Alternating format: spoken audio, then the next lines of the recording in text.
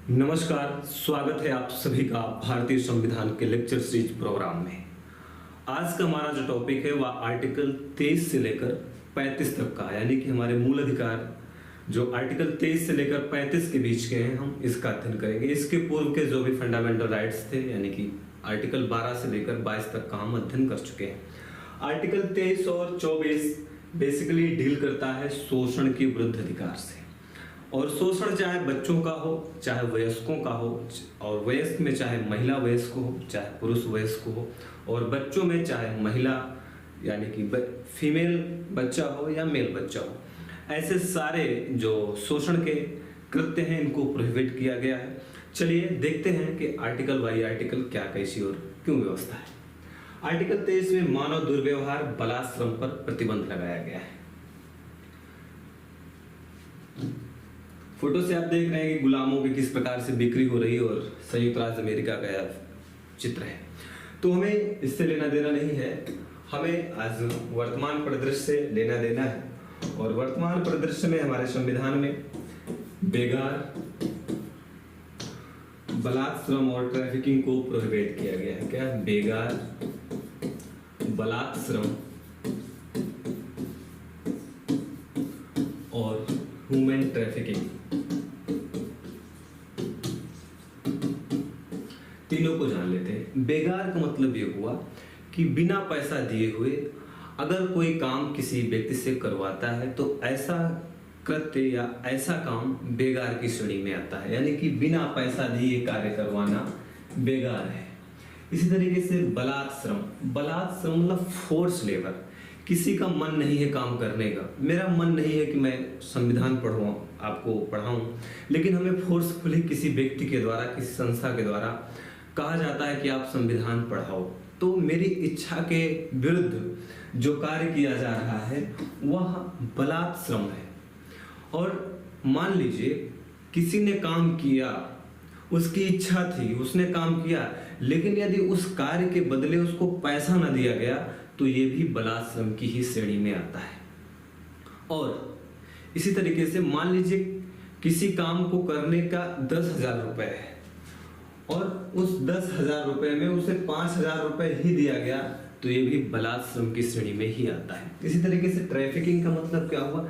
Trafficking का मतलब हुआ कि चाहे महिला हो और चाहे पुरुष हो, इनको एज अ वस्तु की तरीके से, यानी कि इन्हें एक वस्तु को मानकर, यानी कि इनको वस्तु की तरीके से ट्रीट किया जाए, यानी कि लोगों का व्यापार। और व्यापार में चाहे उनके आर्गन का व्यापार हो, उनके देह का व्यापार हो, बच्चियों को पकड़ पकड़ के उनको वेश्याओं के कल्चर में डाल देना, या उन्हें किसी भी वर्क के लिए पकड़कर उनको उनका व्यापार करना, तो ये सब श्रेणी जो है वो ह्यूमन ट्रैफिकिंग के अंतर्गत आएंगे। तो इन चीजों को हमारे संविधान में आर्टिकल 23 के तहत प्रोहिबिटेड किया गया है, यानी कि रोका गया है। लेकिन इंपॉर्टेंट बात यह है कि अभी आप देखे होंगे कि कोरोना काल में जो सरकारी कर्मचारी थे उनके वेतन को काट लिया गया। क्या उनके वेतन को कट किया गया? तो क्या यह बलात्श्रम की श्रेणी में आएगा? उत्तर होगा नो, क्योंकि आर्टिकल 23 में ही एक बात स्पष्ट रूप से अपवाद में जोड़ दी गई है कि कभी राष्ट्रीय आपदा आने पर लोगों से बिना शुल्क के भी कार्य कराया जा सकता है, लोगों को सैनिक तक बनाया जा सकता है। तो संकट की घड़ियों में राष्ट्र की रक्षा के लिए, राष्ट्र की सुरक्षा के लिए, सुरक्षा चाहे आंतरिक हो और चाहे बाह्य, आपदा चाहे किसी देश ने हम पर अटैक कर दिया हो या कोई महामारी हो, ऐसी सारी समस्याओं में आपसे, हमसे, यानी कि देश के सभी नागरिकों से बिना शुल्क कार्य कराया जा सकता है। और ऐसा कार्य ये नहीं माना जाएगा कि यह बलात्श्रम की श्रेणी में आता है। I think article 23 clear. अब चलते हैं आर्टिकल 24 में। आर्टिकल 24 कहता है कारखानों में बालकों के नियोजन का प्रतिषेध, यानी कि प्रोहिबिटेड किया गया है कि बालकों को कारखानों में, यानी कि फैक्ट्रीज में नियोजित या उनको रोजगार नहीं दिया जाएगा या उनसे कार्य नहीं कराया जाएगा। इसका मतलब क्या हुआ? यहाँ बालकों का मतलब है 14 वर्ष से कम बच्चे। क्या? 14 वर्ष से कम बच्चे, पहली बात ये। और पूरा आर्टिकल की अप्रोच ये है कि जो 14 वर्ष से कम के बच्चे हैं उनको खतरनाक कार्यों में जैसे खनन उद्योग है। अब खनन उद्योग में आप जानते हैं कि यहाँ बहुत विषैली गैसें भी निकलती हैं। क्या विषैली गैसें भी निकलती हैं। और अब जब खनन किया जाता है तो कभी कभी खनन, ये जो बड़े बड़े पहाड़ होते हैं या बड़े बड़े जहाँ पर खनन का कार्य किया जाता है, वो अपने आप उनमें स्खलन हो जाता है, यानी कि वो टूट कर गिर जाते हैं।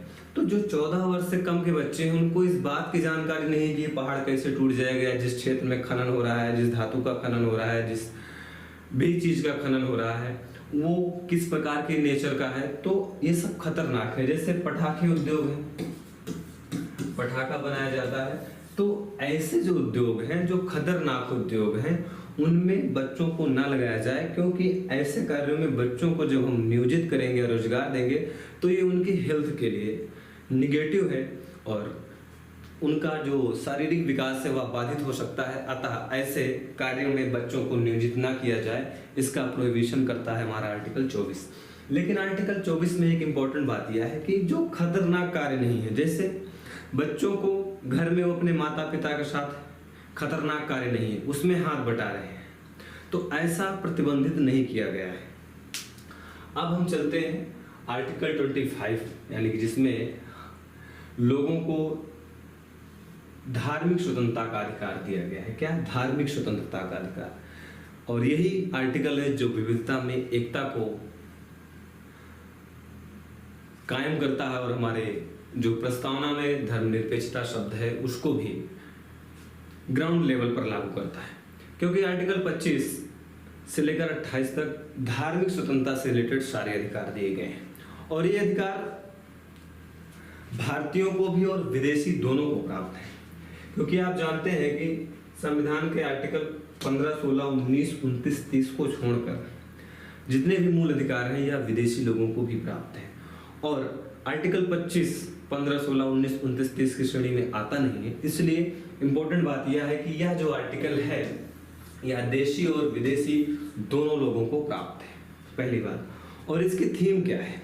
इसकी थीम यह है कि लोगों को अपने अंतःकरण की अनुरूप धर्म को मानने की स्वतंत्रता है, धर्म का प्रचार प्रसार करने की स्वतंत्रता है और धार्मिक आचरण करने की भी स्वतंत्रता है। इस सबको जान लेते हैं। अंतःकरण स्वतंत्रता का मतलब क्या हुआ कि मन में ख्याल आया, आत्मा से आवाज आई कि आज सुबह उठकर हमें भगवान श्री कृष्ण का पूजा पाठ करना चाहिए। यह आपके अंतःकरण की आवाज है, तो आप सुबह उठकर भगवान श्री कृष्ण की पूजा कर सकते हैं, अर्चना कर सकते हैं। कोई आपको मना नहीं करेगा, क्योंकि ये आपका फंडामेंटल राइट्स है। इसी तरीके से मानने का अधिकार दिया गया है और मानने में आप चाहे निराकार ब्रह्म को माने, चाहे साकार ब्रह्म को माने, चाहे आप देवी देवताओं की मूर्ति रूप में पूजा करें या ईश्वर को आप मान लें कि ईश्वर निराकार है, ये आप पर डिपेंड करता है कि आप ईश्वर के किस स्वरूप को मानेंगे। आप जानते हैं साकार और निराकार, तो आप साकार ब्रह्म की उपासना करें या निराकार ब्रह्म की उपासना करें, ये आपके मानने का यानी कि आपके सिलेक्ट करने का, आपके पिक एंड चूज का मामला है। इसी तरीके से आपने मान लीजिए ईश्वर के साकार रूप को मान लिया, यानी कि आपको भगवान राम के साकार स्वरूप का मानना है और आपने उसको स्वीकार भी कर लिया, तो आप भगवान श्री राम की फोटो को, भगवान श्री राम से रिलेटेड जो भी स्थान है, भगवान श्री राम की पूजा अर्चना वंदना के लिए जो श्लोक बनाए गए हैं, जो चौपाई बनाई गई हैं, उन चौपाइयों का आप प्रचार प्रसार कर सकते हैं। और आप जानते हैं कि ईश्वर की एक आराधना पद्धति होती है, उस पद्धति के अनुसार जैसे भगवान शंकर को बेलपत्र चढ़ाना एक विधि है, एक व्यवस्था है भगवान श्री शंकर की पूजा करने में, तो आप भगवान शंकर पर बेल का पत्र चढ़ा सकते हैं, दूध चढ़ा सकते हैं, जल चढ़ा सकते हैं, ये आपका बात है और इस आचरण को करने से आपको कोई मना नहीं करेगा। टोटलिटी का मतलब ये हुआ कि आर्टिकल 25 आपके अपने धार्मिक अधिकार की बात करता है और इम्पोर्टेंट बात यह है कि आपको धर्मांतरण कराने की स्वतंत्रता नहीं देता है कि आप किसी को पकड़कर बोलो कि आप इस धर्म को स्वीकार कर लो, कोई हिंदू है उसको पकड़कर आप ईसाई नहीं बना सकते। अगर आप ऐसा कर रहे हैं तो आप अपने मूल अधिकार का दुरुपयोग कर रहे हैं और किसी के मूल अधिकार पर अतिक्रमण कर रहे हैं। आपको ऐसा नहीं करने दिया जाएगा। अभी हम इसके सारे अपवादों को भी जान लेते हैं। अब आर्टिकल 26 पढ़ते हैं। आर्टिकल 26 धार्मिक कार्यों के प्रबंध की स्वतंत्रता देता है। कैसे? आर्टिकल 25 जहां एक तरीके से व्यक्तिगत है, क्या आर्टिकल 25 व्यक्तिगत धार्मिक स्वतंत्रता की बात करता है, तो वही आर्टिकल 26 सामूहिक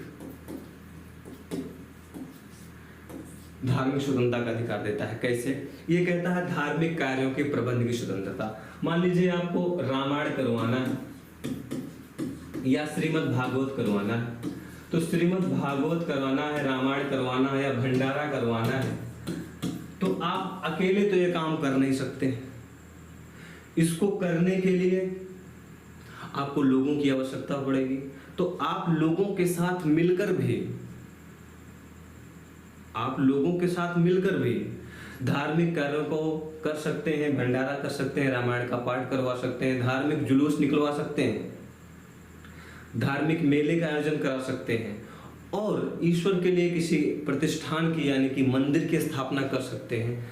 तो आर्टिकल 26 का बड़ा स्वरूप है और आर्टिकल 25 जहां व्यक्तिगत रूप से आपके अधिकार की बात करता है, धार्मिक अधिकार की बात करता है, वहीं आर्टिकल 26 कहता है कि आप कई लोग मिलकर भी अपने धार्मिक कार्यों को कर सकते हैं। धार्मिक कार्यों में आप धार्मिक आयोजन कर सकते हैं, भंडारा कर सकते हैं, धार्मिक जुलूस निकाल सकते हैं, धार्मिक मंदिर बनवा सकते हैं। ये सब बात है। अब आर्टिकल 27 को देखते हैं। आर्टिकल 27 में कहा गया है कि किसी धर्म की अभिवृद्धि के लिए करों के संदाय से मुक्ति। सिंपल सा मतलब ये हुआ कि किसी भी नागरिक से या किसी भी व्यक्ति से किसी भी धर्म की वृद्धि के लिए फोर्स नहीं किया जाएगा। इसका मतलब क्या हुआ कि इसमें दो बातें हैं कि किसी भी धर्म की अभिवृद्धि के लिए यानी कि धर्म के विकास के लिए किसी पर टैक्स नहीं ले जाएगा। जैसे आप जानते हैं मध्यकाल में जजिया जगात जैसे धार्मिक कर लगाए जाते थे, तो इस प्रकार के टैक्स अब नहीं लगाए जाएंगे। मान लीजिए कहीं मंदिर बनवाना है तो सरकार लोगों पर टेम्पल टैक्स नहीं लगा सकती। टेम्पल टैक्स नहीं लगा सकती कि हमें मंदिर बनवाना है इसलिए हम इस वित्त वर्ष में नागरिकों पर टैक्स लगा देते हैं। तो यही बात कर रहा है कि मान लीजिए मंदिर हिंदू धर्म की बन रही है, अगर हिंदू धर्म के मंदिर के लिए टैक्स वसूला जा रहा है तो सीधी सी बात ये हो गई कि धर्म की वृद्धि के लिए टैक्स वसूला जा रहा है, तो इस प्रकार से टैक्स नहीं लगाया जाएगा। और इसी में दूसरी बात यह है कि जो टैक्स कलेक्ट होता है, भले ही मंदिर के नाम पर कोई टैक्स नहीं लगाया गया है, लेकिन जो टैक्स वसूला जाता है, प्रत्यक्ष कर, अप्रत्यक्ष कर, जीएसटी, इन सबसे जो टैक्स वसूला गया है, इस टैक्स का भी प्रयोग करके कोई धार्मिक कार्य नहीं किया जाएगा। यानी कि जो टैक्स वसूला गया है उस टैक्स से भी किसी धार्मिक कार्य में या किसी धर्म के उत्थान के लिए उस टैक्स का प्रयोग नहीं होगा। तो आर्टिकल 27 कहता है कि ना आप नया धार्मिक कर लगाएंगे, ना ही जो कर वसूला जा रहा है उसका प्रयोग धार्मिक कार्यों में करेंगे। ये है आर्टिकल 27। और आर्टिकल 28 की जो विषय वस्तु है वो ये है कि जो सरकारी फंड से विद्यालय चल रहे हैं उन विद्यालयों में धार्मिक शिक्षा नहीं दी जाएगी। समझे? यानी कि आर्टिकल 28 कहता है कि जो सरकारी फंड से कॉलेज चल रहे हैं उन कॉलेज में, उन विद्यालयों में, सरकारी विद्यालयों में जो धार्मिक शिक्षा है वह नहीं दी जाएगी। जैसे मान लीजिए कोई सरकारी विद्यालय है तो सरकारी विद्यालय में किसी भी प्रकार की मुस्लिम शिक्षा यानी कि मुस्लिम कल्चर को बढ़ावा देने की शिक्षा नहीं दी जाएगी, ना ही हिंदू कल्चर को बढ़ावा देने की शिक्षा दी जाएगी, बल्कि एक न्यूट्रल शिक्षा दी जाएगी। हाँ, ये हो सकता है कि हिंदू धर्म के कुछ महान व्यक्ति हों जो हिंदू धर्म को ही पालन करते रहे अंत तक, लेकिन उनकी जो कहानी है, जो उनकी शिक्षा है, जो उनका योगदान है वह पूरे भारत के लिए है। और हो सकता है कोई मुस्लिम व्यक्ति है जो अंत समय तक मुस्लिम धर्म को ही फॉलो किया है और उसके जीवनी को पढ़ाया जाता है, तो ये दोनों चीज धार्मिक नहीं मानी जाएगी। जैसे एपीजे अब्दुल कलाम की जीवनी को शामिल किया जाए और सरकारी विद्यालयों में उनकी जीवनी पढ़ाई जाए, तो इस आधार पर कोई प्रश्न नहीं कर सकता कि ये धार्मिक शिक्षा है, ये एक धार्मिक व्यक्ति की है या ये मुस्लिम धर्म के व्यक्ति हैं और आप हिंदुओं को भी ऐसा पढ़ा रहे हैं।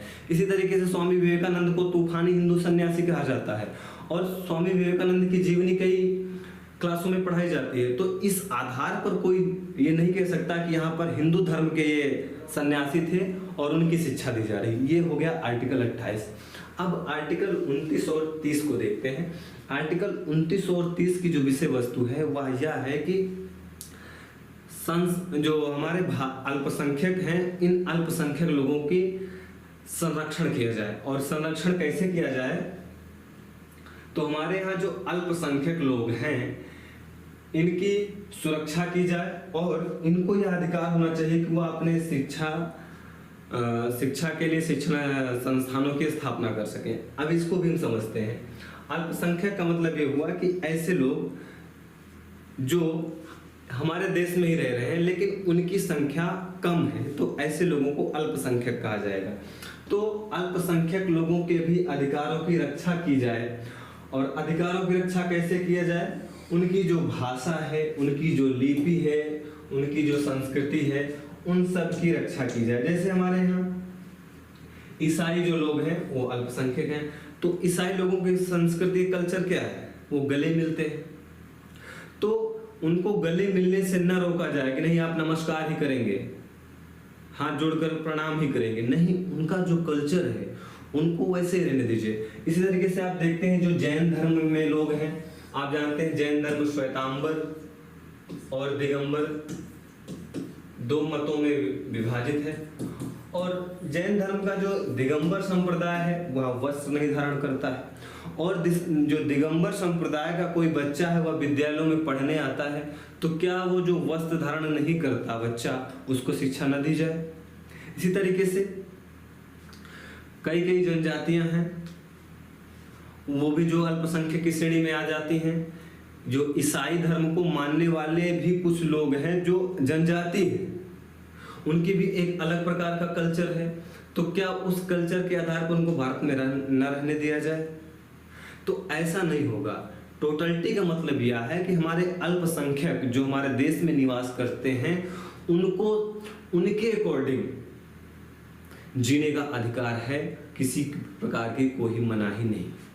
और आर्टिकल 30 थोड़ा सा और आगे बढ़कर बात करता है अल्पसंख्यकों की, कि मान लीजिए जो अल्पसंख्यक हैं ये अल्पसंख्यक बहुसंख्यकों के विद्यालय में जाते हैं और अबनॉर्मल फील करते हैं। मान लीजिए कोई दिगंबर ही है, अब दिगंबर के 2 बच्चे 4 बच्चे 10 बच्चे किसी बहुसंख्यक विद्यालय में जाते हैं जहाँ पर बाकायदा ड्रेस पहना जाता है या जो भी कल्चर है वहाँ का, और उस कल्चर में जाते हैं तो वो अपने को अबनॉर्मल फील करते हैं।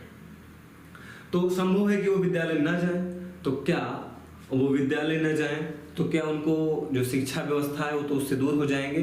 तो ऐसा ना हो, इसलिए जो अल्पसंख्यक हैं वो अपना विद्यालय खोल सकते हैं, उसमें उन्हें सरकार सहायता करेगी और उनका कल्चर भी प्रिजर्व रह सकेगा।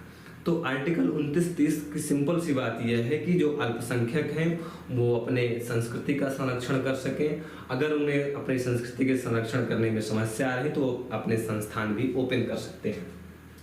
अब आर्टिकल 25 से लेकर 30 तक की जो विषय वस्तु थी उसके सामान्य एस्पेक्ट्स को हमने जान लिया, लेकिन अब हम इस पर कुछ अपवाद हैं उनको भी जान लेते हैं। जैसे आपको धार्मिक आज़ादी दी गई है, तो धार्मिक आज़ादी आपकी किसी भी प्रकार से लोगों और सरकार के विरुद्ध नहीं होनी चाहिए। क्या, ना लोगों के ना सरकार के विरुद्ध होनी चाहिए। मान लीजिए आपको अंतःकरण की स्वतंत्रता दी गई, लेकिन आपके अंतःकरण में हो सकता है ये आवाज आ जाए कि आज से हम पूरे इस देश को ईसाईयत में बदल देंगे। हो सकता है किसी सिरफिरे के दिल में बात आ जाए, अंतःकरण में उसकी आत्मा की आवाज बोल देगी पूरे भारत को ईसाईयत में तब्दील कर देना है। अगर आपकी अंतःकरण की ऐसी आवाज है तो यह आपके अधिकारों का प्रयोग किसी के अधिकारों का अतिक्रमण कर रहा है और आपका अधिकार स्वच्छंदता में बदल गया है और इस स्वच्छंदता को रोका जाएगा। यानी कि आप अगर बलात् धर्मांतरण करवाएंगे तो आपको नहीं धर्मांतरण करने दिया जाएगा, भले ही आप ये कहते हो कि हमारे अंतःकरण की आवाज है। इसी तरीके से आपको मानने का, आचरण करने का अधिकार है, लेकिन आप जुलूस निकालते समय नेशनल हाईवे को जाम नहीं कर सकते कि बोलेंगे ये हम अपने धार्मिक अधिकार का प्रयोग कर रहे हैं। अरे जी, आप अपने धार्मिक अधिकार का प्रयोग कर रहे हो, बहुत बढ़िया, आप बहुत अच्छे नागरिक हो जो आप अपने अधिकारों को जानते हो, लेकिन आप ये कैसे भूल सकते हो कि आप नेशनल हाईवे को जाम करके जुलूस निकाल रहे हो। और इस नेशनल हाईवे पर ऐसे भी लोग हैं जो धर्म को मानते ही नहीं, उनको आवागमन में बाधा उत्पन्न हो रही है, तो आपके जुलूस को साइड में कर दिया जाएगा। अगर आप तब भी नहीं मानेंगे तो आपके लिए प्रशासन जिंदाबाद है और आपकी हिकड़ी उतार देगा। इसी तरीके से कहा गया है कि आपको टैक्स नहीं दिया, आपसे टैक्स नहीं लिया जाएगा कि वो धार्मिक कार्यों में प्रयोग हो, लेकिन आपसे धार्मिक कार्यों में फीस ली जा सकती है। क्या फीस ली जा सकती है?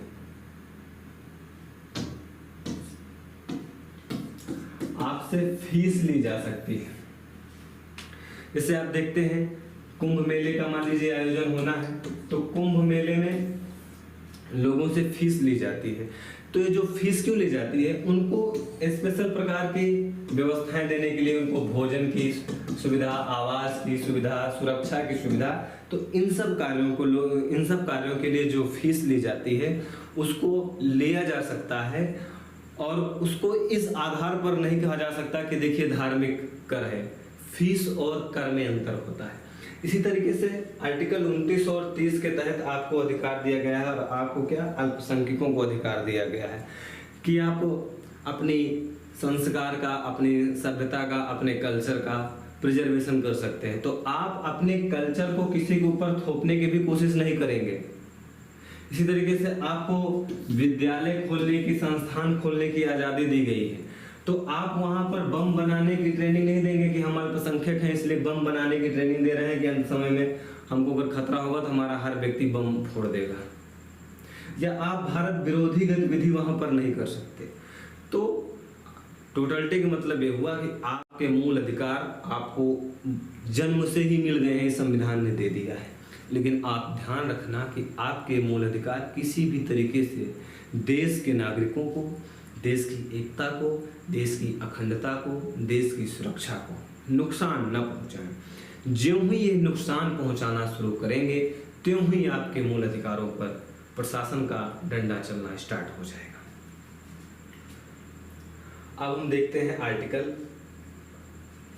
31।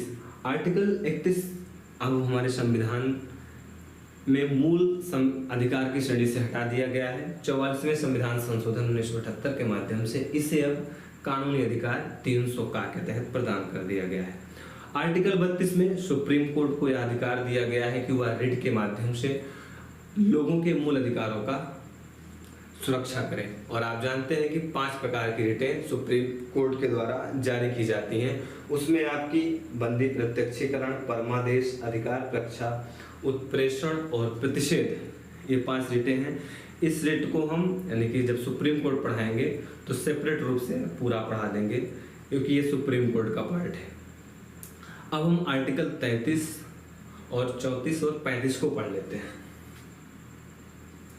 आर्टिकल 33 में मूल संविधान की जो भाषा है उसमें लिखा गया है, इस भाग द्वारा प्रदत्त अधिकारों का बलों आदि को लागू होने में उपांतरण करने की संसद की शक्ति।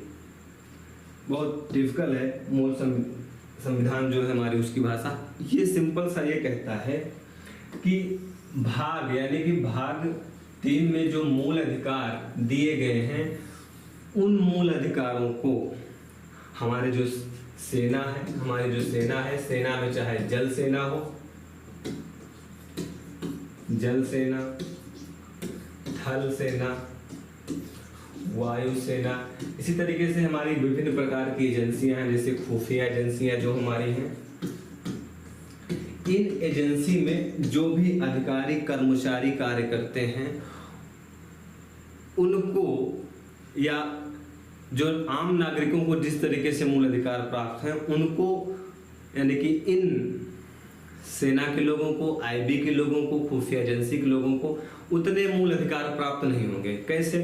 जैसे कि आप जानते हैं वाक और अभिव्यक्ति की स्वतंत्रता आम नागरिकों को मिली है, लेकिन वाक और अभिव्यक्ति की स्वतंत्रता हमारे सैनिकों को, चाहे उसमें अर्धसैनिक बल हो या जल सेना, थल सेना, वायु सेना हो, उनको इस तरीके का अधिकार नहीं मिला है कि जब मन कहे, जो मन कहे वो बोल सकें। तो उनके अधिकारों पर समय समय पर संसद कानून बनाकर, विधि बनाकर प्रतिबंध लगा सकती है। और हमारे सेना के जवान इस आधार पर सुप्रीम कोर्ट नहीं जा सकते कि देखिए हम देश की सेवा भी कर रहे हैं और हमारे ऊपर प्रतिबंध लगाया गया है। इसके पीछे का तर्क ये है कि मान लीजिए बालाकोट पर सर्जिकल स्ट्राइक करना था और मान लीजिए हमारा कोई सैनिक बहुत भावात्मक होकर मीडिया के सामने रूबरू हो जाता कि कल हम जा रहे हैं सर्जिकल स्ट्राइक करने, तो क्या वो सर्जिकल स्ट्राइक सफल हो पाती? नहीं हो पाती। तो देश की सुरक्षा से सैनिक अनुशासन बनाए रखने के लिए सेना में जो लोग कार्यरत हैं उन पर प्रतिबंध लगाया जा सकता है। किसका? मूल अधिकारों का, कि आप जब तक सेना में काम कर रहे हो तब तक आप कुछ मूल अधिकारों का कम प्रयोग करिए, और सेना में काम करने के बाद भी सेना की जो आंतरिक जानकारी है उसको वो लोग पब्लिकली नहीं बता सकते। तो ये था आर्टिकल 33। अब आर्टिकल 34 की बात करते हैं। आर्टिकल 34 कहता है कि जब किसी क्षेत्र में सेना विधि प्रवृत्त है तब इस भाग द्वारा प्रदत्त अधिकारों पर निर्बंध है। सिंपल सा मतलब ये है कि अगर किसी क्षेत्र में मार्शल लॉ यानी कि सैनिक कानून लागू है या सैन्य कानून लागू है तो उस क्षेत्र में आपके मूल अधिकारों को प्रतिबंधित किया जा सकता है। इसी के लिए आसफा बनाया गया है। क्या? AFSPA, arm force special protection act. यानी ऐसे क्षेत्र हैं जहां पर अशांति है, यानी कि जहां पर सामान्य जो प्रशासन है वह कार्य नहीं कर रहा है, वहां पर ऐसी स्थितियां आ गई हैं कि सामान्य प्रशासन कार्य नहीं कर रहा है, तो वहां की स्थिति को कंट्रोल करने के लिए सेना के लोगों को लगाया जाता है। और जब सेना के लोग वहां कार्य करते हैं तो वहां पर सेना का ही कानून लागू होता है। और ऐसे क्षेत्रों में जहां सेना का कानून लागू है वहां पर जो सामान्य कानून है, फिर आप वहां आर्टिकल 19 की दुहाई नहीं देंगे। अगर आर्टिकल 19 की दुहाई दे के आप सुप्रीम कोर्ट जाएंगे, सुप्रीम कोर्ट आपको भगा देगा कि आपको पता नहीं वहां पर सैनिक कानून लागू है, मार्शल लॉ लागू है। तो आर्टिकल 34 कहता है कि जहां पर मार्शल लॉ यानी कि सैनिक कानून लागू है वहां पर जो आपके मूल अधिकार हैं वो मूल अधिकार निर्बंधित हैं, यानी कि प्रतिबंधित किए जा सकते हैं। आप वहां नहीं कहोगे कि हम बोलेंगे, हम धार्मिक जुलूस निकालेंगे, नहीं निकालने दिया जाएगा। आप कमरे में क्या कर रहे हैं, सेना जाके तुरंत देख सकती है, फिर आप नहीं कहोगे देखो हमारी प्राण देख स्वतंत्रता थी, हम चुपके से कुछ कर रहे थे, तो ये आप नहीं कह पाएंगे क्योंकि सेना कानून लागू है। और सेना कानून में जो आस्था है वो बहुत खतरनाक कानून है, वो बिना किसी सूचना दिए आपका दरवाजा तोड़ के देख सकता है कि आप अंदर क्या कर रहे हो। ये है आर्टिकल 34 की विषय वस्तु। अब हम देखते हैं आर्टिकल 35। इसमें कहा गया है इस भाग के उपबंधों को प्रभावित करने के लिए विधान। इसका मतलब क्या हुआ? इस भाग का मतलब आर्टिकल 12 से 35 तक जो भाग 3 में व्यवस्था दी गई है उसकी बात कर रहा है। भाग 3 में जो मूल अधिकार दिए गए हैं उसको प्रभावी करने के लिए विधान बनाने की शक्ति। तो मूल अधिकारों पर कानून कौन बनाएगा? संसद। तो पहली बात ये क्लियर हो गई और इसी से पूरी बात क्लियर हो जाएगी कि संसद भाग 3 के तहत जो मूल अधिकार दिए गए हैं उन मूल अधिकारों को रीजनेबल आधार पर कम भी कर सकती है और बढ़ा भी सकती है। यानी कि मूल अधिकारों की श्रेणी को, यानी कि मूल अधिकारों में कुछ नए प्रोविजन जोड़ भी सकती है और कुछ प्रोविजन जो पहले से उनको घटा भी सकती है। यह शक्ति आर्टिकल 35 के तहत संसद को मिली है। अब व्यवहारिक रूप से समझते हैं इसका मतलब क्या हुआ।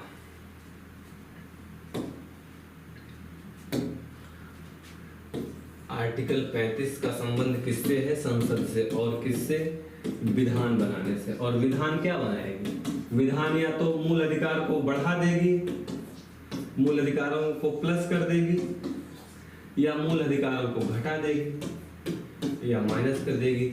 और महत्वपूर्ण बात यह है कि हमारी पार्लियामेंट ने मूल अधिकार को कम भी किया है रीजनेबल आधार पर और बढ़ाया भी है। जैसे संपत्ति का अधिकार पहले क्या था, FR यानी कि फंडामेंटल राइट्स था, अब वर्तमान में क्या है, लीगल राइट है। और यह करने को शक्ति कहाँ मिली, अरे 368 आर्टिकल 368 और भाग 20 को तो ठीक है संविधान संशोधन करने की शक्ति है संसद के पास, लेकिन यह शक्ति आर्टिकल 35 के तहत भी मिल गई है कि आप विधान बना सकते हैं। और विधान में क्या बनाया कि मूल अधिकार था संपत्ति का अधिकार, उसको लीगल राइट बना दिया। इसी तरीके से शिक्षा का अधिकार, जो 6 से 14 वर्ष तक के बच्चों को फ्री में शिक्षा की व्यवस्था है, यह पहले मूल अधिकार की श्रेणी में नहीं था और इस प्रोविजन को क्या किया संसद ने, मूल अधिकार की श्रेणी में शामिल कर दिया। तो आई थिंक आप आर्टिकल 35 को समझ गए। हमें उम्मीद है आज की यह क्लास आपको समझ में आई होगी और यह क्लास आने वाले एग्जाम्स की दृष्टि से भी महत्वपूर्ण है। तो आज की क्लास का यहीं पर समापन करते हैं। नेक्स्ट क्लास में हम फिर मिलेंगे। अंत में वही, अस्त व्यस्त रहिए, व्यस्त और मस्त रहिए, पढ़ते रहिए।